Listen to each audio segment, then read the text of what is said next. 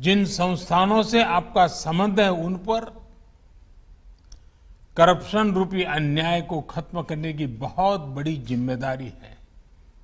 आज आपको सरदार पटेल जी की छत्रछाया में और माता नर्मदा के तट पे अपने संकल्प को फिर दोहराना है। देश के प्रति अपने दायित्वों के एहसास को नई ऊर्जा से भरना है। साथियों, बीते 6-7 सालों के निरंतर प्रयासों से हम देश में एक विश्वास कायम करने में सफल हुए हैं कि बढ़ते हुए करप्शन को रोकना संभव है। आज देश को ये विश्वास हुआ है कि बिना कुछ लेन देन के, बिना बिचौलिए के भी सरकारी योजनाओं का लाभ मिल सकता है। और आज देश को ये भी विश्वास हुआ है कि देश को धोखा देने वाले, गरीब को लूटने वाले कितने भी ताकतवर क्यों ना हो, देश और दुनिया में कहीं भी हो, अब उन पर रहम नहीं किया जाता। सरकार उनको छोड़ती नहीं है। साथियों, आप भी जानते हैं कि ये भरोसा इतनी आसानी से कायम नहीं हुआ है। पहले जिस तरह सरकारें चली, पहले जिस तरह व्यवस्थाएं चली, उनमें राजनीतिक और प्रशासनिक इच्छा शक्ति दोनों की कमी थी। आज भ्रष्टाचार पर प्रहार की राजनीतिक इच्छा शक्ति भी है और प्रशासनिक स्तर पर निरंतर सुधार भी किया जा रहा है। साथियों, आज 21वीं सदी का भारत आधुनिक सोच के साथ ही टेक्नोलॉजी को मानवता के हित में इस्तेमाल करने पर बल देता है। न्यू इंडिया इनोवेट करता है, इनिशिएट करता है और इम्प्लीमेंट भी करता है। न्यू इंडिया अब ये भी मानने को तैयार नहीं है कि भ्रष्टाचार सिस्टम का हिस्सा है। उसे सिस्टम ट्रांसपेरेंट चाहिए, प्रोसेस एफिशिएंट चाहिए और गवर्नेंस स्मूथ चाहिए। साथियों, आजादी के बाद के दशकों में देश में जो व्यवस्था बनी, जो सोच रही, उसमें यही भावना प्रधान थी कि सरकार सब कुछ अपने कब्जे में रखे। तब की सरकारों ने मैक्सिमम कंट्रोल अपने पास रखे और इस वजह से सिस्टम में अनेक प्रकार की गलत प्रवृत्तियों ने जन्म ले लिया। मैक्सिमम कंट्रोल, चाहे वो घर में हो, परिवार में हो या फिर देश में, मैक्सिमम डैमेज करता ही है। इसलिए हमने देशवासियों के जीवन से सरकार के दखल को कम करने को एक मिशन के रूप में काम लिया है। हमने सरकारी प्रक्रियाओं को सरल बनाने के लिए निरंतर प्रयास किए। मैक्सिमम गवर्नमेंट कंट्रोल के बजाय मिनिमम गवर्नमेंट, मैक्सिमम गवर्नेंस पर फोकस किया। साथियों, आप सभी इस बात के भी साक्षी हैं कि देश के नागरिकों को सशक्त करने के लिए किस तरह ट्रस्ट और टेक्नोलॉजी पर विशेष बल दिया गया है। आज देश में जो सरकार है वो देश के नागरिकों पर ट्रस्ट करती है, उन्हें शंका की नजर से नहीं देखती है। इस भरोसे ने भी भ्रष्टाचार के अनेकों रास्ते बंद किया है। इसलिए दस्तावेजों की वेरिफिकेशन के लेयर्स को हटाकर करप्शन और अनावश्यक परेशानी से बचाने का रास्ता बनाया है। डिजिटल टेक्नोलॉजी से जन्म प्रमाण पत्र से लेकर पेंशन के लिए जरूरी जीवन प्रमाण पत्र तक सैकड़ों सुविधाएं बिना बिचौलियों के डिलीवर की जा रही है। ग्रुप सी और ग्रुप डी की भर्तियों से इंटरव्यू खत्म किया तो गरीब और मिडिल क्लास को करप्शन के दबाव से मुक्ति मिली है। गैस सिलेंडर की बुकिंग से लेकर टैक्स से जुड़ी प्रक्रियाओं तक ऑनलाइन और फेसलेस प्रक्रियाएं उन लंबी लाइनों से मुक्ति दे रही हैं जो भ्रष्टाचार का बहुत बड़ा जरिया रही है।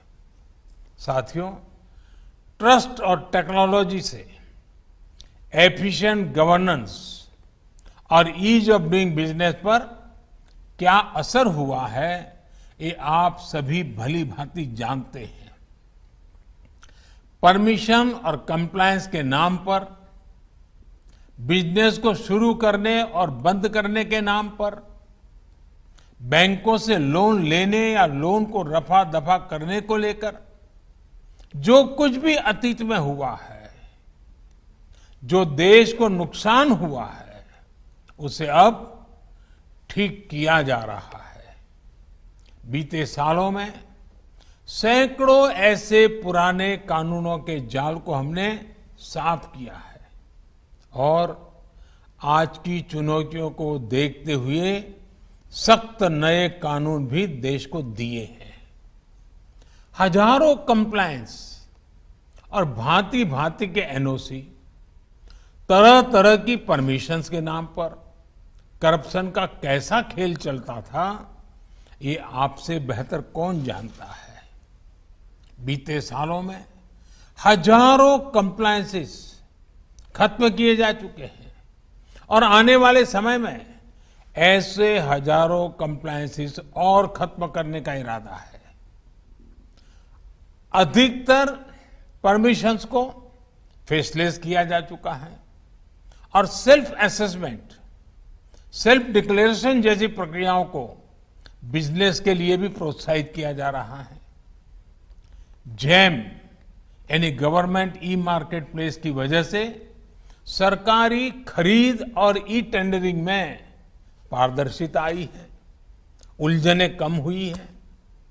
डिजिटल फुटप्रिंट ज्यादा से ज्यादा होने से इन्वेस्टिगेशन भी ज्यादा आसान और सुविधाजनक हो रहे हैं। हाल में लॉन्च किया गया पीएम गति शक्ति नेशनल मास्टर प्लान, इससे भी डिसीजन मेकिंग से जुड़ी अनेक मुश्किलें समाप्त होने वाली हैं। साथियों, जब हम ट्रस्ट और टेक्नोलॉजी के दौर में आगे बढ़ रहे हैं तो आप सभी साथियों, आप जैसे कर्मयोगियों पर देश का ट्रस्ट भी उतना ही अहम है। हम सभी को एक बात हमेशा याद रखनी है, राष्ट्र प्रथम, नेशन फर्स्ट हमारे काम की एक ही कसौटी है और वो है जनहित, जन सरोकार। अगर हमारे फैसले इस कसौटी पर खरे उतरते हैं तो मैं हमेशा देश के हर कर्मयोगी के पीछे पूरी मजबूती से खड़ा मिलूंगा। सरकार ने सख्त कानूनी रास्ते बनाए हैं, उनको लागू करना आपका कर्म है, लेकिन कानून की ताकत के साथ ही उचित व्यवहार के लिए प्रोत्साहित करना, मोटिवेट करना, ये भी उतना ही जरूरी है। साथियों, आम तौर पर आपका काम तब शुरू होता है जब कोई घोटाला, भ्रष्टाचार, अनियमितता हो जाती है। मैं आपसे एक और विचार साझा करना चाहता हूं।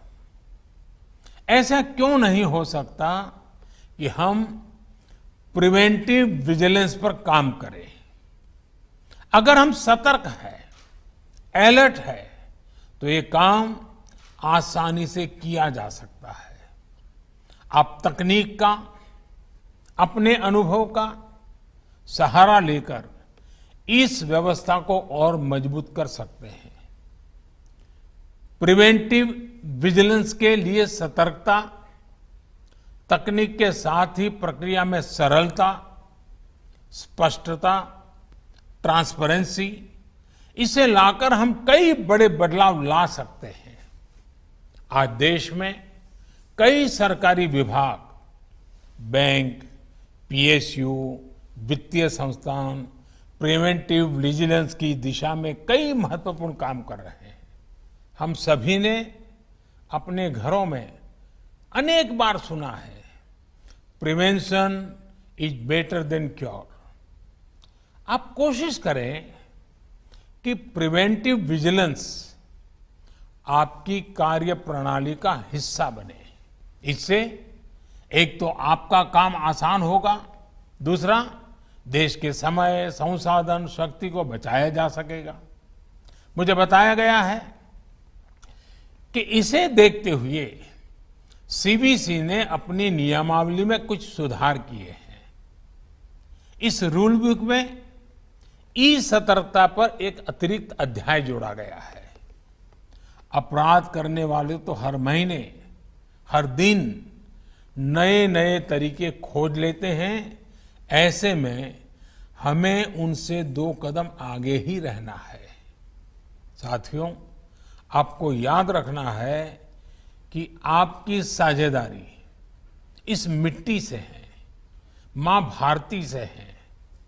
देश और देशवासियों को धोखा देने वाले के लिए देश और दुनिया में कोई भी सेफ हेवन नहीं होना चाहिए। कोई कितना भी ताकतवर हो, अगर वो राष्ट्र हित के, जनहित के विरुद्ध आचरण कर रहा है तो उस पर एक्शन से पीछे हटने की जरूरत नहीं है। हमें राष्ट्र हित में अपना कर्म करते जाना है, अपने दायित्वों को पूरी निष्ठा और ईमानदारी से निभाना है। और एक बात आप सभी को याद रखनी है, आपका काम किसी को डराने का नहीं है, बल्कि गरीब से गरीब के मन मस्तिष्क से बेवजह का डर निकालना है, हिचक के माहौल को दूर करना है। भ्रष्टाचार के विरुद्ध देश की लड़ाई दिनों दिन और मजबूत हो, इसके लिए आपके प्रयास बहुत जरूरी हैं। हमें इस लड़ाई को एजेंसियों तक ही सीमित नहीं रखना है। इसलिए आज टेक्नोलॉजी के नकारात्मक पहलुओं से निपटना भी बहुत जरूरी है। जैसे कोई भी ताला फुल प्रूफ नहीं हो सकता, गलत नीयत वाला उसकी चाबी खोज ही लेता है, वैसे ही टेक्नोलॉजी का तोड़ भी अपराधी मानसिकता वाले ढूंढ ही लेते हैं। मजबूत डिजिटल गवर्नेंस के साथ साइबर क्राइम और साइबर फ्रॉड भी एक बहुत बड़ी चुनौती बनती जा रही है। मुझे विश्वास है कि आप सभी एक्सपर्ट्स आने वाले दिनों में इन चुनौतियों पर गंभीरता से मंथन करेंगे। एक और आग्रह मैंने 15 अगस्त को लाल किले से भी सरकारी विभागों के उसके नियमों और प्रक्रियाओं की समीक्षा को लेकर किया था। मैं सीबीसी और सीबीआई सहित सभी एंटी करप्शन संस्थाओं और संस्थाओं से भी कहूंगा कि आपके यहां जो दशकों से चली आ रही ऐसी प्रक्रियाएं हैं जो नए भारत की नई सोच के आड़े आती है, उनको हटाया जाए। नए भारत की नई सोच और नए संकल्पों के लिए इससे बेहतर समय और क्या हो सकता है। देश आजादी का अमृत महोत्सव मना रहा है। आप भी इस महायज्ञ में अपने प्रयासों के साथ जुट जाइए। आप वो लोग हैं जिन्हें सिस्टम की बारीकियां ये भी पता है और वो कमियां भी पता है जहां से भ्रष्टाचार पनपता है। करप्शन के लिए जीरो टॉलरेंस की न्यू इंडिया की नीति को आपको दिनों दिन मजबूत बनाना है। आप इस महामंथन के दौरान भी इस प्रकार की प्रक्रियाओं और कानूनों पर चर्चा करेंगे। आप कानूनों की इस तरह लागू करेंगे कि गरीब सिस्टम के करीब आए और भ्रष्टाचारी एक एक कर सिस्टम से बाहर हो। ये बहुत बड़ी देश सेवा होगी।